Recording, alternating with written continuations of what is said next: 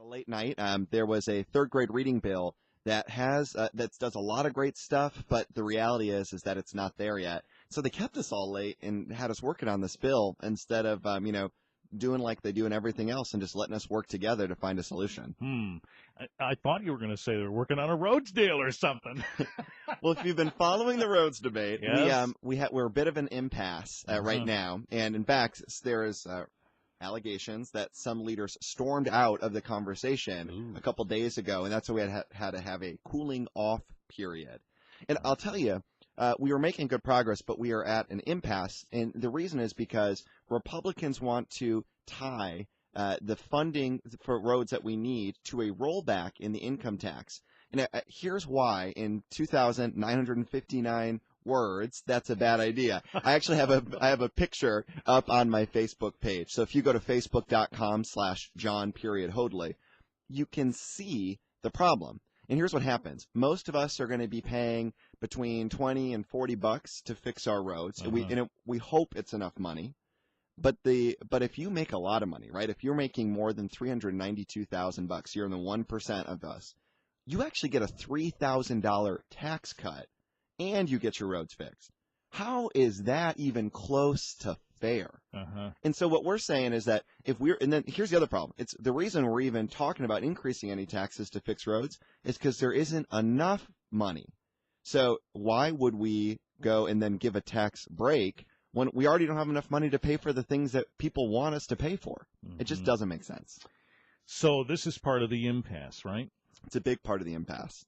So what now? We're cooling off. Well, there's a couple days of cooling off, and I think people, you just need to call your representative or your senator and tell them, come on, we got to get real here. We can't live in some fantasy land. The problem is the state doesn't have enough money to do all the things it needs to do.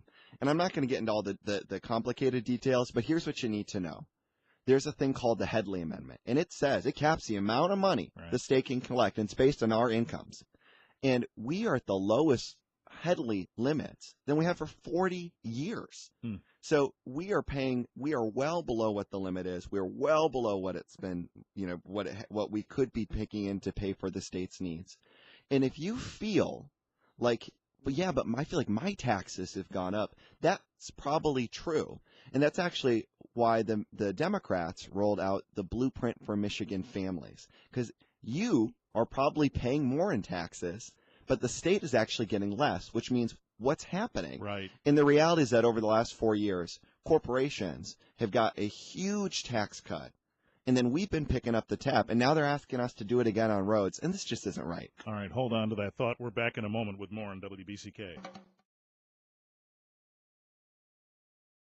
Right now, we're talking with Jon Hoadley, representative from Kalamazoo, about various things going on in the House, including this whole tax thing. Now, you, what you articulated just now seems to be the philosophical difference between the way Democrats look at this and Republicans look at this, right? I think so, except here's the thing I would say.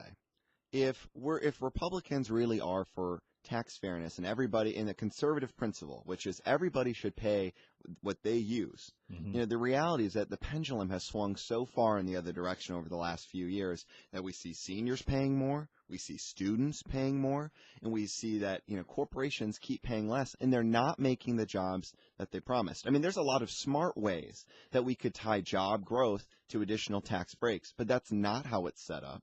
And the result is that everybody else is paying more, either directly in taxes or directly in fees, and a lot of folks are paying less in the corporation side. All we're saying is that we want to restore some of the pieces that really help middle-class families, so most people in Michigan would feel their tax bill go down. We're talking about things like restoring the $2,300 senior deduction, so they get a little bit of a break on their incomes. Remember, a lot of them are on fixed incomes, and that was phased out. We're talking about a 50% refund on the amount of money that students are paying in state or federal loans. So if we've been raising their tuition a bunch over the last few years, now's a chance that they can get some back if they stay and work in Michigan. We see a $400 tax credit per child if they're under the age of 13. Anyone who's got kids done back to school shopping, they know that would actually help. And then things like raising the homestead property tax exemption from $50,000 to $100,000. So the idea is a lot of those middle class families that are maybe making $60,000 or $70,000 or below, right in that area, it's some real tax relief. That's the kind of stuff that we're putting on the table. And the counter is, or we could just keep giving money to corporations that are already making a lot of money. Mm-hmm. And of course, the thought behind that is you give the breaks to the corporations, and it's supposed to trickle down. Yeah, we haven't seen it, though. I mean, the thing I think is funny is that when this whole theory that if we just have very low tax burdens, that then all of a sudden they'll make a lot of jobs. I mean, I'm a business owner. I know that's not how it works. Demand is what drives jobs. Mm-hmm. So if we have people spending more money because they've got more money in their pocket at the end of the day, then all the corporations have to make more product. They got to do more of their services, and that there's more money moving in our economy. And again, right, we might have had taxes too high for a number of years, and I'm not going to refute that. But I think the pendulum definitely went in the other direction. So the question is now, how do we swing it back towards the middle so middle-class families and working folks get a break? We have enough money to do the things we want to do, like our health care and our roads and our schools, and we make sure that the folks that are using these services, like corporations that are driving their trucks, like corporations that tell us they want a really educated workforce, that they're chipping into the pot too. So this all under the Blueprint for Families umbrella. The Republicans are in charge. What kind of reception are you getting? Right now they haven't responded. They haven't said why that they don't want to consider these middle class tax cuts. And they're playing some politics. And this is the reason people hate politicians. Right. The Republicans send this letter that says, well, if we don't refute the plan as Democrats, then we must be for 11% increase in taxes. And then some of the Democrats are saying, well, then you must hate middle class families. Come on, let's just put that aside. But we should have a real conversation about the fact that the state doesn't have enough money to do everything that citizens expect us to do.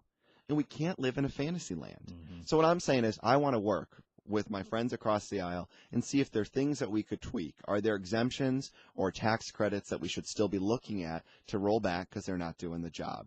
Are there tweaks we should be making to the corporate income tax to change who's covered or the amount that they're covered? And then can we give some real relief to middle class and working families? That's what voters want us to do. And if folks have questions about this or want to see more about this, they can find it easily online, right? Absolutely. I'd say, reach out to me on Twitter. I'm at Jon Hoadley. That's JonHoadley. Or find me on Facebook at Facebook.com/Jon.Hoadley. Or connect with me on my website, jonhoadley.com. Okay. Thank you, John. Talk again soon. Thank you. 8:20.